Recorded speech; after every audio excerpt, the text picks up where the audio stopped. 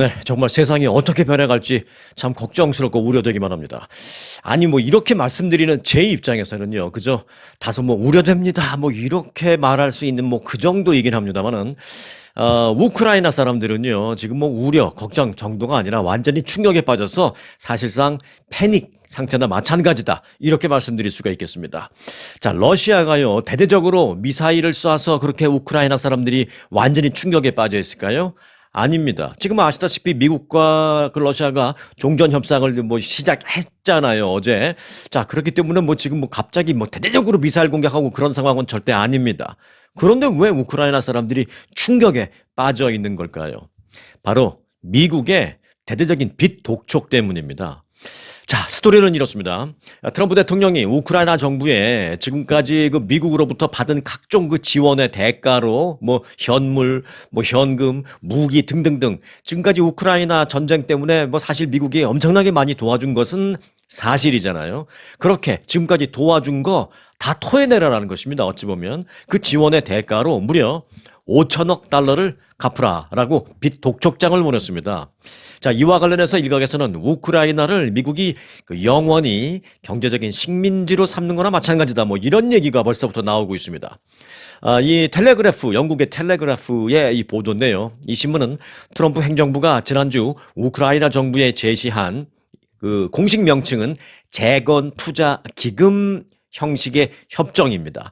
그 협정에 일단 초안이 미국으로부터 우크라이나에 전달이 됐는데 그 초안 내용에 보면 그런 내용이 적혀 있다라는 것입니다. 5천억 달러를 내놓아라. 한 전문가는 사실상 이 조항은 돈이 우크라이나를 상대로 너희들이 열심히 사실 전쟁 끝난 나라가 무슨 돈이 있겠습니까? 뭐 가뜩이나 우크라이나가 엄청나게 부자도 나라도 아니고 뭐 이제 종전이 된다 하더라도 전쟁이 끝난 후에 뭐 얼마나 돈이 있겠습니까? 여하튼 전쟁을 끝나게 해줄 테니까 그때부터 열심히 돈 벌어서 돈이 생기는 족족 미국 우리한테 갖다 주고 그리고 나서 뭐 남으면 너희 아이들 밥 먹여라. 뭐 이런 거나 마찬가지다. 뭐 이런 식의 비난도 지금 제기되고 있습니다. 뭐 사실 미국이 도와준 거를 또 일정 부분 다시 돌려받겠다는 하는데 뭐 누가 뭐 비난할 건 아니겠습니다만은 이 정도가 너무 지나치다라는 것이죠. 그리고 우크라이나가 어찌 보면 현실적으로 감당할 수 없는 독촉장을 보내서 사실상 우크라이나를 미국의 영원한 종속국가라든지 무슨 경제적 식민지라든지 이렇게 만들겠다라는 의도가 보인다. 이것 때문에 지금 국제사회에서 지금 비난이 일고 있는 것입니다. 또 그것 때문에 우크라이나 사람들이 완전히 패닉에 빠진 거고요. 그런데요, 그 협정문도 아니죠. 일종의 그 독촉장, 미국이 만들어서 전달한 그 독촉장 그 초안을 보면 이뿐만이 아닙니다, 내용이. 우크라이나 정부는 돈을 갚지 못해서 이제 우리도 이제 개인적으로나 뭐 비즈니스적으로 돈을 갚지 못하면 뭐 미국식으로 말하면 린을 건다고 하기도 하고 한국식으로 표현하면 뭐 담보, 보증, 뭐 이런 걸 걸어놨다가 이제 그걸 가져가기도 하고 뭐 그렇잖아요. 그런 식으로 일종의 린이라는 표현도 들어 있습니다. 린을 건다라는 표현도 있습니다. 일종의 담보나 보증을 건다라는 표현도 되어 있습니다. 그래서 돈을 갚지 못하게 돼서 그 린을 활용하는, 그러니까 담보나 보증을 이제 활용을 하는 그런 가압류 조치 등이 발생하면 우크라이나는 주권국가 면제 특권을 포기한다라는 내용도 들어 있습니다. 이게 무슨 완전히 옛날에 그 일제시대 때 한국이 일본에게 뭐 외교권을 박탈당하는 뭐 그런 생각도 좀 나기도 합니다. 뿐만 아니라 또 있습니다. 미국과 이렇게 우크라이나의 관계에 있어서 우크라이나가 감당 못해서 예를 들어서 뭐 국제 분쟁을 갈 수도 있고 그렇잖아요. 그렇게 법적 분쟁이 발생하게 된다면 국제 재판을 관할 결정에 관한 어떤 법이 있는데 그런 국제법과는 무관하게 어떻게 해야 되느냐. 무조건 미국의 뉴욕주의 법에 따라서 적용을 받는다라는 문구도 있다고 합니다. 그 독촉장에. 완전히 두 손 두 발 다 묶어 놓는 거나 마찬가지죠. 또 있습니다. 분쟁 발생 시에 어떤 조정 과정이 필요한데 그 조정 과정에 있어서 사용되는 공식 언어는 영어. 그리고 그 분쟁을 조정하는 그 장소는 뉴욕. 이렇게 못 박아 놨다고 합니다. 미국이 이런 그 재건 투자 기금 협정 초안을 제시했을 때 뭐 여러분들이 상상하는 그대로입니다. 우크라이나 이 관계자들은 완전히 분개하고 또 공황 상태에 빠졌다라고 영국의 텔레그래프가 보도했습니다.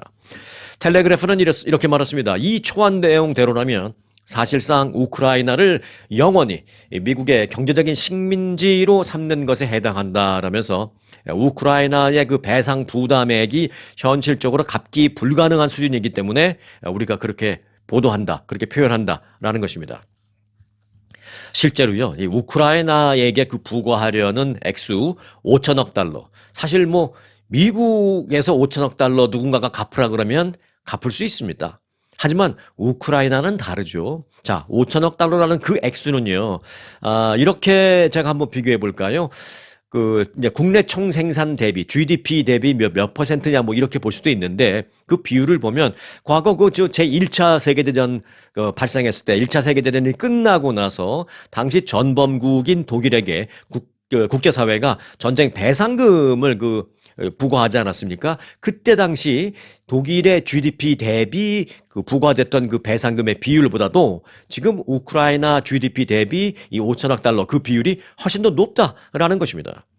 그래서 당시 그 역사를 되돌려 보면 당시 1차 대전이 끝나고 나서 독일에게 그렇게 비현실적으로 비현실적이라는 표현이 맞는지 모르겠습니다. 여하튼 독일에게 그렇게 아주 과도한 전쟁 배상금이 부과됐는데 그걸 갚을 길이 없자 결국은 무슨 일이 발생했습니까? 독일이 다시 전쟁을 일으켜서 그래서 세계 제2차 대전이 발생한 거 아니겠습니까? 자, 과연 우크라이나가 미국의 이 빚 독촉에 대해서 어떻게 대응할지, 또한 너무 궁지에 몰면, 쥐도 궁지를 몰면 어떡한다 그러죠? 너무 궁지에로 몰면, 예상 못한 우크라이나의 어떤 대응이 나오지 않을까 그런 부분도 걱정입니다. 실제로 그 우크라이나에서는 이런 미국의 빚 독촉 내용을 보고 야, 이래주구나, 저래주구나, 마찬가지 아니냐라는 어떤 분개한 반응, 어찌 보면 자포자기 반응, 야, 이래주구나, 저래주구나, 마찬가지인데 5천억 달러 우리가 그걸 제대로 갚는다면 나라 망하는 거는 시간 문제, 이런 식으로 분위기가 일고 있다고 합니다. 그러면 뭐예요? 아예 우리가 러시아를 쳐들어갈까? 이런 생각할 수도 있지 않나? 이런 얘기입니다. 더 나아가서 자칫하면 핵과 관련된 어떤 그런 분쟁으로 이어지지 않을까. 너무 구석으로 몰리면 그런 부분이 지금 저는 개인적으로 굉장히 걱정입니다. 전쟁 당사국인 우크라이나를 빼고 미국과 러시아 이 둘만 진행하는 종전협상이 지금 1차 회담이 끝났죠. 사실상 우크라이나에게는 종전이 아닌 어찌 보면 두 번째 전쟁이 되는 것이 아닌가. 그걸 제대로 따르려면 군사적인 전쟁을 말하는 건 아닙니다만 그런 우려를 버릴 수가 없습니다. 이러다가 정말 더 큰일 나는 거 아닌가, 더 큰일이 벌어지는 거 아닌가라는 생각도 들기도 하고요. 그래서 자, 앞으로 이 소식은요, 계속 제가 팔로우업 했다가 나오는 대로 여러분들이 계속 전해드리겠습니다. 한치 앞을 내다볼 수 없는 그 작금의 상황, 이 우크라이나 분쟁은 꼭 우크라이나와 러시아, 또 러시아와 미국만의 문제가 아닙니다. 이게 자칫하면 국제적인 분쟁으로 이어질 수도 있고 거기에 사실 한국도 자유스러울 수는 없습니다. 어딘가에 예기치 못하게 큰 분쟁이 발생하면 북한의 김정은이도 무언가 생각할 수 있기 때문에 이참에 우리가 뭘 해볼까라는 오판을 할 수 있는 그런 일이 여기저기서 발생하면 우리가 걱정입니다. 그래서 저는 더 걱정을 한다라는 그런 말씀을 드리는 겁니다. 자, 작금의 이 상황 꼭 저희 스토리 뉴스 구독해 놓으시고요. 계속 놓치지 말고 함께 하시기 바라겠습니다. 그런데요, 우크라이나에게는 이처럼 엄청난 빚 독촉장을 보낸 미국이 어제 러시아와의 종전 협상을 위한 첫 번째 만남에서는요, 아주 화기애애한 분위기 속에서 어찌 보면 러시아가 원하는 건 거의 다 들어줬습니다. 미국과 러시아가 사우디아라비아에서 장관급 회담을 열었잖아요. 그래서 지금까지 3년 가까이 이어진 우크라이나 전쟁을 종식할 방안을 모색하는 첫 번째 미팅을 했습니다. 다만 점령지 영토를 인정을 하느냐 마느냐, 그러니까 러시아가 점령한 우크라이나의 영토를 러시아가 가져가는 것으로 인정하느냐 마느냐 어떤 아주 민감한 그런 문제, 또 하나 우크라이나가 나토에 가입을 하게 하느냐 막느냐 등등 아주 첨예한 그런 민감한 문제 등에 대해서는 특별한 협상이나 어떤 결론 당연히 아직은 없고요. 다만 종전을 하기 위해서 우리가 앞으로 계속 만나자 이런 포괄적인 큰 틀의 합의를 했다라고 합니다. 어찌 보면은 미국과 러시아가 좀 탐색전 성격에 가까운 그런 회담을 했다라는 분석입니다. 하지만 분위기는 매우 좋았다고 해요. 실무급 조율 과정, 지금은 이제 실무급 조율 과정인데 이제 앞으로는 실무급 대신에 좀 더 레벨을 높여서 고위급 협상팀을 각자 신속하게 구성하기로 합의를 했습니다. 그보다 또 더 고위급으로 가게 되면 뭐예요? 양국 정상회담도 있을 수 있다라는 얘기죠. 아마 방점을 그렇게 미리 찍어놨을지도 모릅니다. 그래서 아주 분위기 좋게 그런 부분에 대해서는 쉽게 합의를 했다라는 현재 전언입니다. 그리고 미국 국무부가 어저께 아주 어떤 간단한 한두 줄 발표를 했는데 제 귀에는 그 간단한 한 줄이 전혀 절대로 간단하게 들리지가 않았습니다. 국무부가 회담이 끝난 다음에 뭐라고 발표했냐면 이랬습니다. 전쟁이 아니라 그 러시아와 우크라이나의 분쟁을 종식시키기 위해서 우리가 앞으로 노력하기로 했다라고 말했습니다. 저는 이 얘기를 듣고 깜짝 놀랐습니다. 미국이 전쟁, 이 war라는 단어를 쓰지 않고 분쟁, 이 conflict라는 단어를 썼다라는 것입니다, 어제. 왜냐하면 이걸 러시아가 계속 원하는 게 conflict이라는 단어를 쓰라라는 것이요. 러시아 외무장관은 그래서 그런지 어제 회담 끝난 다음에 미국이 러시아의 입장을 아주 더 잘 이해하는 그런 시간이 됐다라고 말했습니다. 이 둘이서 지금 뭐 하는 건가라는 생각이 들 정도로 그렇습니다. 자, 그러면요. 전쟁이라는 표현, war라는 그 표현 대신에 분쟁이라는 표현을 미국이 써준 게 그럼 그게 어떤 의미냐를 좀 알아야 될 그런 상황입니다. 그럼 좀 알고 넘어가야 되는 그런 필요가 있겠습니다. 그러기 위해서는 국제적인 기준과 세계 각국의 어떤 입장을 좀 포괄적으로 우리가 좀 들여다볼 필요가 있습니다. 뭐 제 개인의 의견을 말할 필요는 없죠. 국제적으로는 어떻게 이걸 보고 있는지를 말씀드리면 그게 좀 객관적인 표현이 될 터이니. 자, 그럼 우선 국제적으로 봤을 때 war와 이 conflict의 차이를 보겠습니다. 자, war, 이 전쟁이라는 것은요. 일반적으로 국가 대 국가 간의 그 대규모 무력 충돌을 의미합니다. 또 장기적이고 조직적인 그런 무력 충돌을 말한다라고 국제 표준에 그렇게 되어 있습니다. 자, 국가 대 국가. 러시아와 우크라이나 국가 대 국가죠. 그리고 3년이면 장기적입니다. 그리고 조직적인 무력 충돌 맞잖아요. 뭐 가만히 놀고 있다 갑자기 오늘 싸울까 말까, 내일은 쉬고 오늘 모레 싸울까, 그게 아니잖아요. 조직적으로 전쟁을 하는 거잖아요. 이 워에 가깝다고 저는 분명히 봅니다. 자, 그러면 국제적으로 봤을 때 분쟁, conflict는 뭐라고 되어 있느냐? 국가 대 국가 간 대결보다는 어떤 집단 대 집단의 성격으로 특정 지역에 국한되거나 또는 공식적인 전쟁 선포 없이 어떤 자연 발생적으로 이렇게 진행되는, 전쟁 선포 없는 그렇게 진행되는 그런 무력 충돌, 이런 것을 의미한다라고 되어 있습니다. 여기서 이제 중요한 게 국가 대 국가 간이 아니라 집단 대 집단, 뭐 이런 표현이 들어가 있는 것이죠.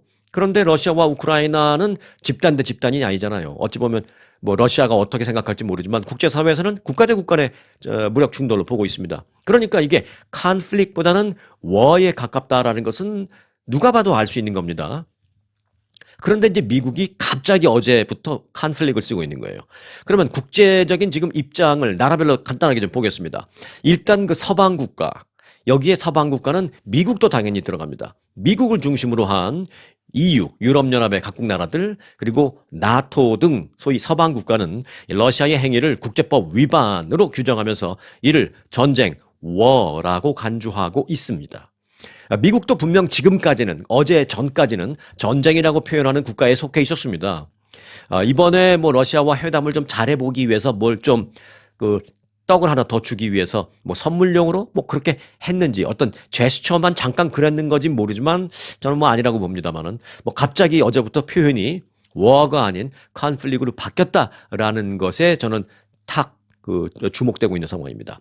자, 서방 국가는 그렇고요. 지금 미국만 갑자기 하루아침에 바꾼 겁니다. 자, 그럼 유엔은 어떻게 보느냐? 유엔은 러시아의 행위를 불법적인 침략으로 분명히 규정하고 있습니다. 그러면서 강하게 비판하면서 war라고 기준을 하고 있습니다.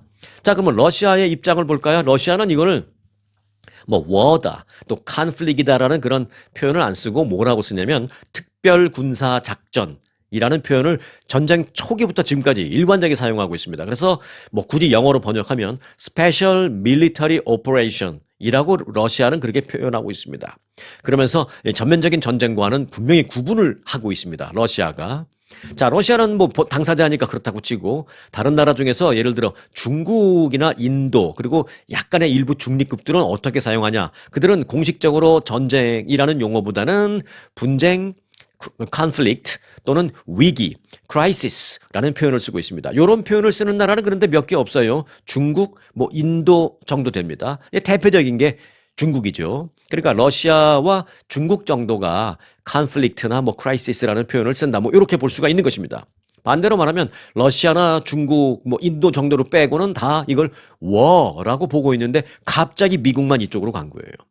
자, 결론적으로 말씀드리면 대부분의 국제사회, 특히 이제 서방 국가는 또 더불어 유엔은 러시아와 우크라이나의 전쟁을 war로 규정하지만 러시아 및 중국, 인도 등만 conflict로 한다. 정치적으로 그렇게 다른 입장을 보이기 때문에 표현이 다르다. 바꿔 말하면 표현이 다르다라는 것은 정치적인 입장이 다르다라는 것입니다. 그렇다면 미국이 표현을 바꿨다라는 것은 정치적인 입장도 바꾸겠다라는 것으로 우리가 볼 수밖에 없기 때문에 제가 그 war, conflict 그 표현을 계속 얘기하는 것입니다.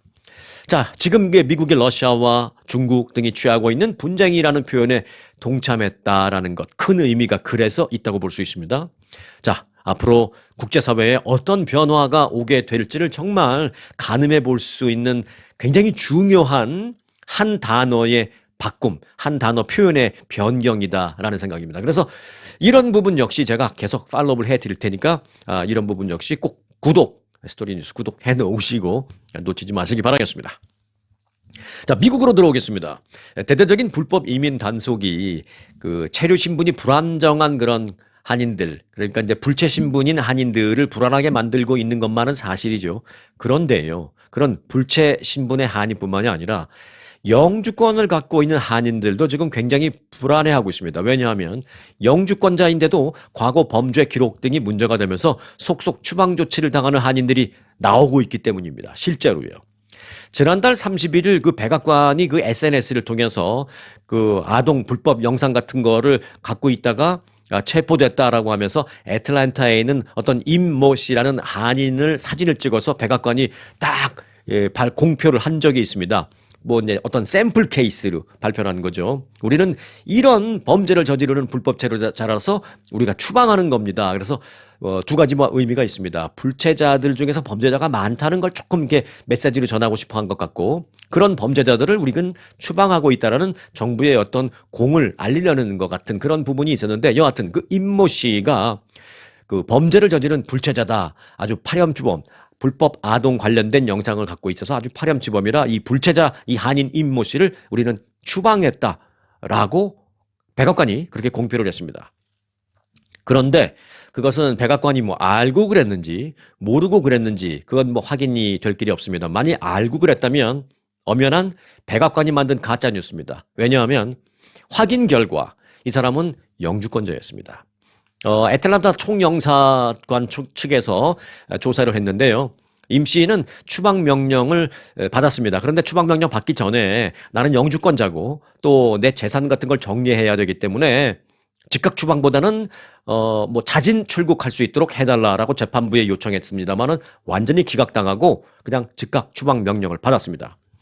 임 씨는 올해 37살인데요. 12살 때였던 지난 2000년 부모와 함께 애틀랜타로 이민을 왔고 합법적인 절차를 거쳐서 영주권을 갖고 있는 영주권자입니다. 그런데 이제 최근에 그런 불미스러운 일 때문에 체포되면서 추방당했죠. 자, 백악관이 이걸 알고도 불법 체류자라고 공표를 한 건지 뭐 아닌지 저는 확인을 아직 못했습니다만은 이게 이제 그런 문제가 있는 것입니다. 그런데 더 문제가 되는 것은 그래서 이제 애틀랜타 총영사관 측이 이상하다, 이 영주권자인데 추방됐네, 뭐 이상할 것까지는 없지만 그래서 알아봤더니 애틀랜타 인근 그 이민 구치소에 수감되어 있는 한인 3명이 최근에 일제히 다 추방 명령을 받은 것으로 밝혀졌는데 그 3명을 조사해보니 모두 다 영주권자인 것으로 밝혀졌습니다. 불체자가 체포돼서 추방된 한인이 아니라는 것이죠. 자, 그 중에서 이제 아까 한 명을 말씀드렸고 임모 씨. 그 중에서 또 다른 한 사람은 이제 남자인데 폭행 혐의로 3년형을 받았던 그 이력이 있는 한인 남성입니다. 이 사람도 영주권자인데요. 이 사람은 지난 12일 이미 한국으로 추방됐습니다. 벌써. 자, 그리고 3명 중에 또 다른 나머지 한 명은 이제 여성분입니다. 이 사람은 오랫동안 영주권이 없이 좀 어려움을 겪다가 지난해에 영주권을 취득했습니다. 지난해 8월에 영주권을 취득했습니다. 잘 아시다시피 오랫동안 좀 체류 신분이 힘들다가 영주권을 딱 받으면 가장 먼저 떠오르는 게 뭐예요? 그동안 뭐 10년 또 10년 넘게 신분 때문에 체류 신분 때문에 한국을 가고 싶어도 못 가는 거 아니에요. 갔다 못 들어오니까. 그래서 10년 넘게 가족들도 못 보고 지 친구들도 못 보고 이렇게 어려움을 겪다가 영주권이 드디어 나왔습니다. 그러면 그 영주권을 들고 가장 먼저 하고 싶어 하는 것이 고국에 가서 식구들 만나고 가족들 만나고 싶어 하는 겁니다. 그래서 이분이 8월 달에 영주권 받은 다음에 10월 달에 바로 한국을 방문했습니다. 그리고 두 달쯤 있다가 12월 중순에 애틀란타로 다시 돌아왔는데 돌아오는 길에 애틀란타 공항에서 체포되면서 바로 추방 명령을 받았습니다. 이유는 영주권 수속에 앞서 과거 이민법과 관련돼서 어떤 위반한 사례가 밝혀졌다는 것입니다. 무슨 거짓말을 했던 서류를 가짜를 꾸몄던 뭐 이 사람이 죄가 없다는 게 아니라 이제 그게 밝혀진 겁니다. 그래서 그 때문에 추방 명령을 또 받게 된 겁니다. 입국 당시에 그 입국 심사관은 이 한인 여성분에게 당신 같은 사람이 어떻게 영주권을 받게 됐었느냐라고 하면서 아주 그 무시를 하면서 이민국 추방 재판으로 회부를 했다라는 것입니다. 자, 이 때문에 지금 영주권자들도요, 지금 많이 불안해하는 그런 경우가 늘고 있는데, 사실 뭐 법을 잘 지키는 뭐 여러분 같은, 뭐 저 같은 그런 뭐 선량한 합법적인 신분을 갖고 있는 사람이라면 불안해할 필요는 없겠죠. 그런데 이제 이런 일이 발생하는 게 우리 주변에 지금 비일비재하고 또 앞으로 또 우리 주변에 누군가가 또 이런 일을 당하지 말라는 법이 없거든요. 그래서 이제 자, 어떤 경우에 영주권자라도 추방 대상이 되는지를 잠깐만 좀 알고 가도록 하겠습니다. 자, 2025년 올해 지금 현재 기준입니다. 영주권자의 추방 사유는 주로 다음과 같습니다. 첫 번째, felony, 이제 중범죄라고 하죠. 형사 중범죄.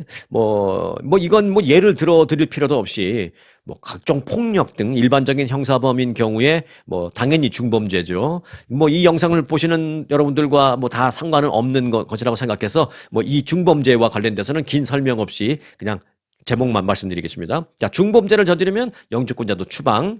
자, 두 번째, 도덕적 타락범죄. 뭐 이거는 사기, 절도 등 이 도덕성에 반하는 범죄를 저지른 경우입니다. 그리고 앞서 제가 말씀드렸죠. 애틀란타의 임모 씨라는 사람, 그 아동 관련 불법 어떤 영상 같은 거 소지하고 있다가 체포되는 거. 미국에서는 아동 관련 그런 영상 갖고 있으면 뭐 제로 톨러런스, 참 용납 없습니다. 용서 없습니다. 자, 요런 것도 이제 도덕적 타락 범죄라고 해서 무슨 뭐 중범 폭력 범죄 아니어도 추방 대상이 됩니다. 자, 세 번째. 불법 약물 관련 범죄입니다. 이 불법 약물이라고 제가 좀 돌려서 말씀드렸지만 뭔지 아시겠죠? 자, 그런 것도 마찬가지고요. 자, 그리고 네 번째, 가정폭력 및 아동학대. 이런 죄를 저지른 사람 역시 영주권자라도 추방될 수 있다라는 것입니다. 자, 이런 말씀드린 그런 그 범죄를 저지른 경우에는 일단 체포된 뒤에 추방 재판에 회부될 수 있는데 중요한 건 과거 그런 범죄를 저지른 기록이 있는데 이민법이 느슨한 그 당시 시기여서 체포됐을 때 뭐 다행히 추방을 면하고 지금 뭐 미국에서 살고 있는 그런 사람도 많이 있습니다. 그러니까 지금 내가 당장 오늘 그런 죄를 저지른 게 아니라 뭐 5년 전, 7년 전 과거 뭐 예를 들어서 민주당 정권 때는 그런 게 조금 느슨했죠. 그래서 이제 그때는 넘어가서 지금은 살고 있는데 이런 사람들 뭐 최근에 한국에 갔다가 돌아오면서 공항에서 과거 그런 걸 문제 삼아서 체포돼서 뒤늦게나마 추방되는 그런 사례가 늘고 있습니다. 이 부분이 지금 굉장히 조심해야 되는 그런 부분입니다. 뭐 내가 뭐 7년 전, 8년 전에 죄를 졌는데 그건 그 당시에 난 추방 안 됐는데 그냥 넘어갔는데 그리고 난 지금 선량하게 살고 있으니까 상관없겠지라고 생각할 수 있는 시기가 지금 아니라는 것입니다. 자, 그리고 이제 무기 관련 범죄, 뭐 불법 무기 소지 뭐 이런 것도 다 추방 대상이 되고요. 뭐 사기, 앞서 말씀드렸는데 이제 일반적인 사람 대 사람 사기도 그렇습니다만은 사기나 허위 진술, 그러니까 어떤 영주권을 취득할 때 거짓말을 했다거나 또는 영주권을 취득하는 과정에 있어서 서류상에 어떤 그 뭐 가짜 내용을 적었다든지 위조된 내용을 적었다든지 이런 것도 뒤늦게 발견되면서 당연히 추방 대상이 된다라는 것입니다. 자, 물론 추방 재판이라는 용어에서 알 수 있듯이 추방 재판에 회부됐다고 해서 당연히 추방을 시키는 건 아닙니다. 재판이라는 게 그런 거잖아요. 추방을 시키는 게 합당한 거냐 아니냐를 재판에서 가리게 된다라는 것인데요. 요즘에는 이렇게 생각하시면 됩니다. 추방 재판에 회부되면 뭐 거의 대부분 다 추방된다. 이렇게 생각하시면 되겠습니다. 자, 여하튼 지금까지 말씀드린 이런 범죄로 유죄 판결을 받으면 영주권자라도 추방 절차에 직면할 수 있습니다. 특히 최근에 몇 년간 이민법 집행이 강화되면서 이 과거의 법 위반 사실이 뒤늦게 밝혀져서 추방되는 사례, 앞서 말씀드렸던 그런 일이 종종 빈번히 발생하고 있다는 점 꼭 잘 알아두시기 바라겠습니다. 자, 그런데 여기까지 이제 듣고 나신 후에 나는 그런 범죄와는 상관없으니까 추방과는 뭐 무관하겠네 라고 생각하실 수 있겠는데요.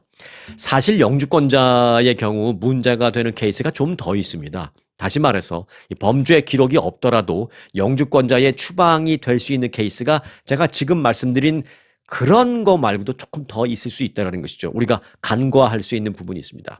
자, 그런 해당되는 케이스, 뭐 소프트한 케이스라고 말씀드리는데 이 소프트한 케이스도 당연히 추방 대상이 될 수 있어서 지금 그래서 아주 불안한 시기라는 겁니다. 자, 첫 번째 장기간의 해외 체류입니다. 영주권자 말씀드립니다.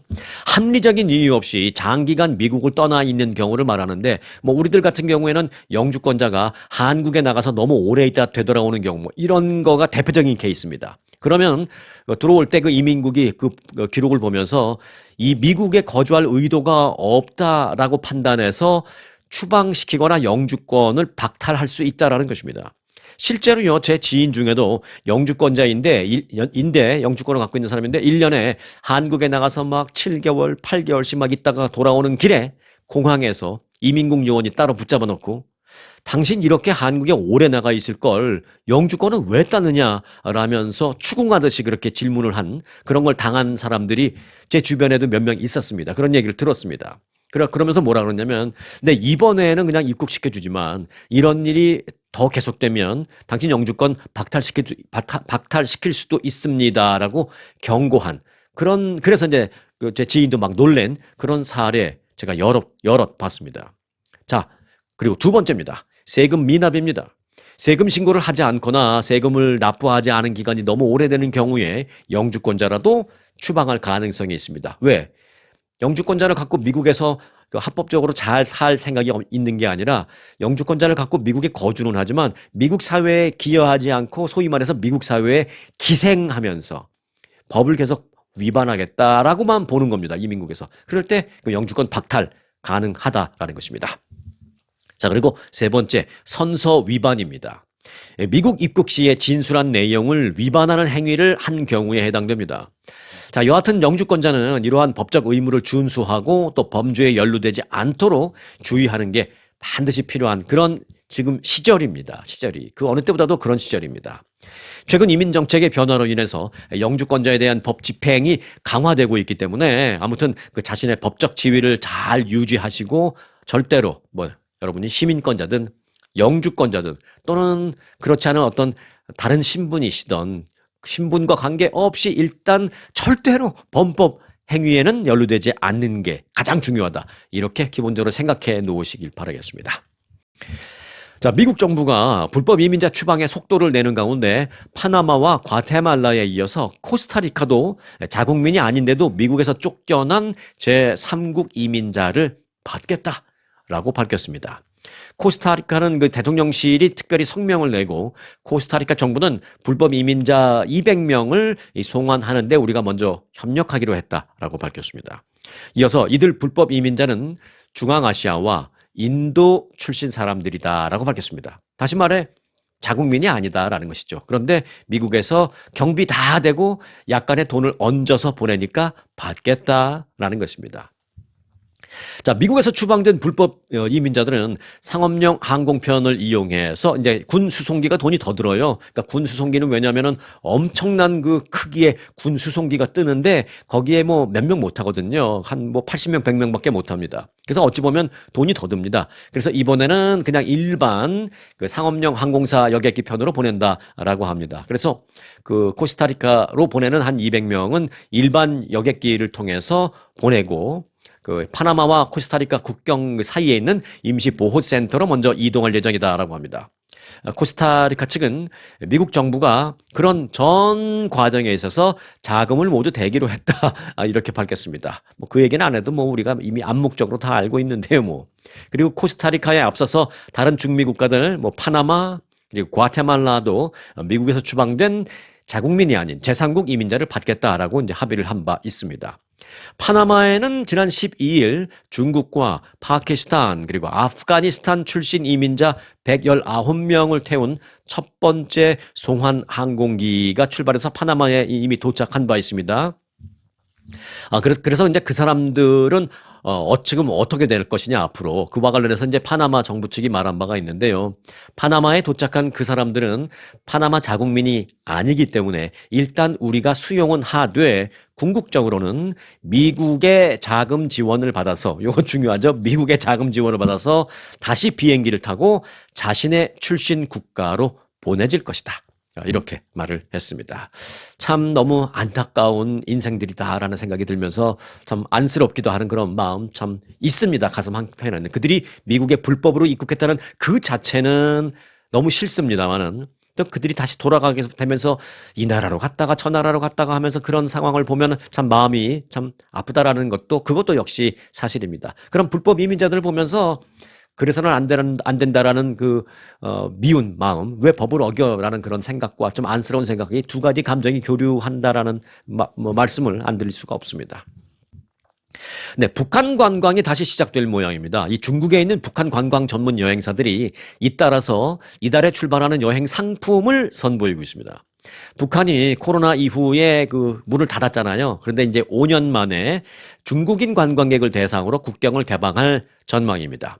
중국 여행업계에 따르면 베이징 소재 한 여행사가 이달 24일, 오는 24일 출발해서 3박 4일 동안 북한의 라선시를 관광하는 여행 상품을 판매하고 있습니다.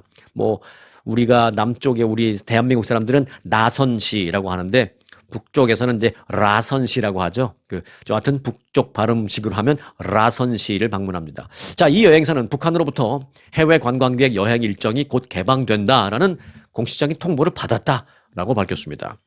북한 관광 비용과 내용은 그러면은 어떻게 되는지 잠시만 좀 알아보겠습니다. 과거에는 어땠냐를 차치하고 이번 관광 여행을 기준으로 제가 말씀을 드리겠습니다.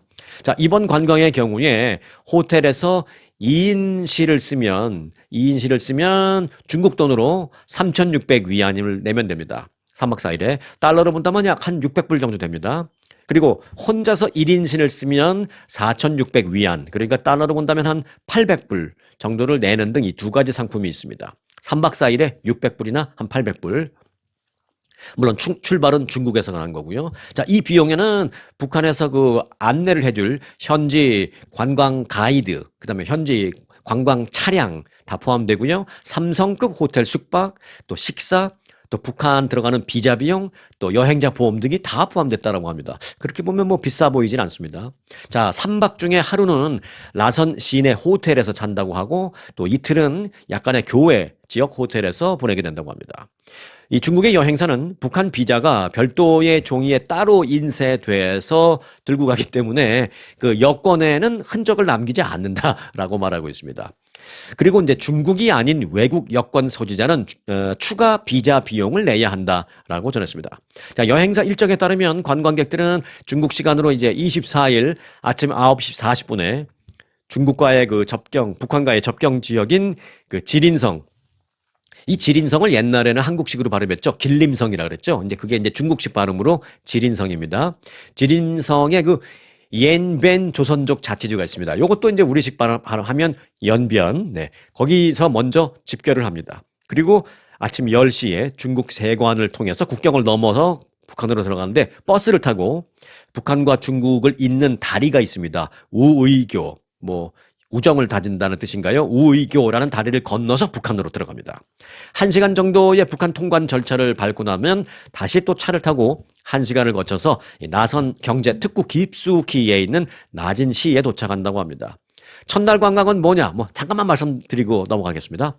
북한 측에 태권도 시범, 또 외국어 서점이 있는데 그걸 보여주고 김일성과 김정일실 관람, 이건 자기네 홍보하는 거고요. 그리고 미술 박물관, 북한의 미술박물관은 어떤지도 궁금하긴 하네요. 미술박물관, 또 나선 학생소년궁 관람, 또 어린이 공연 관람 등으로 첫날은 이루어집니다.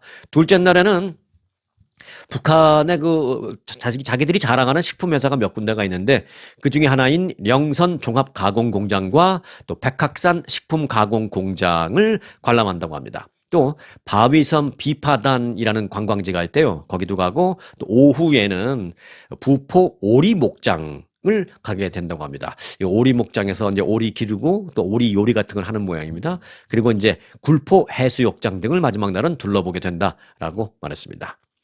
자, 열심히 말씀드렸습니다만은 하지만 지금 제가 말씀드린 이 북한 관광 소식 사실 이곳에 우리들에게는 해당되지 않습니다. 왜냐하면 2025년 현재 미국 시민권자의 북한 여행은 금지되어 있습니다. 또 한국 국적자도 금지되어 있습니다. 딱 2개 국적만 금지되어 있습니다.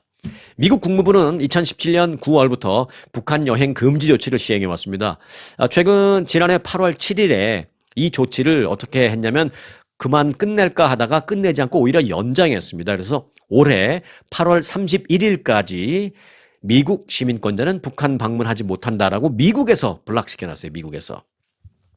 그러면 미국에 사는 이 영주권자는 한국 국적자니까 가능할까요? 네, 요것도 안 됩니다. 왜? 요거는 한국 국적자는 들어올 수 없다고 요건 또 북한에서 블락시켜놨습니다. 그러니까 대부분 여러분과 저는 뭐 해당이 안 된다라고 생각을 하시면 되겠습니다.